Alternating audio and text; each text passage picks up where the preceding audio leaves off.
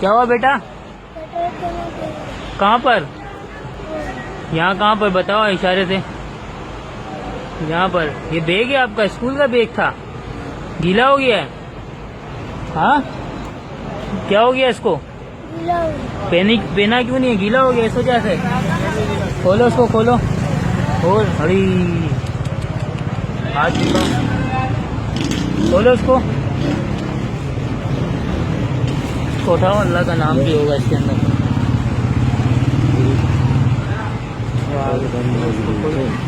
तो थैली में डालो, डालो थैली में, खोलो उसको, थैली में डाल के। गटर में गिर गया भाई।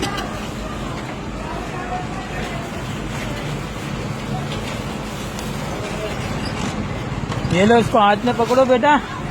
ये ले थैली में, ये हाथ में पकड़ो, उसको बोलो, अम्मी को बोलना गटर में गिर गया। ये शर्ट भी गीली हो गई है ना? हाँ सही, उसको भी डालो। बिहार कॉलोनी मस्जिद रोड का हाल आपके सामने। बच्चे, बूढ़े, लेडीज़ें सब गिरती जा रही हैं, लेकिन किसी को इंसानियत नहीं है, किसी को होश नहीं है, किसी को अक्ल नहीं है, किसी के अंदर शऊर नहीं है। क्या जेलों वाला हाल बनाया हुआ है, रोड का हाल आपके सामने।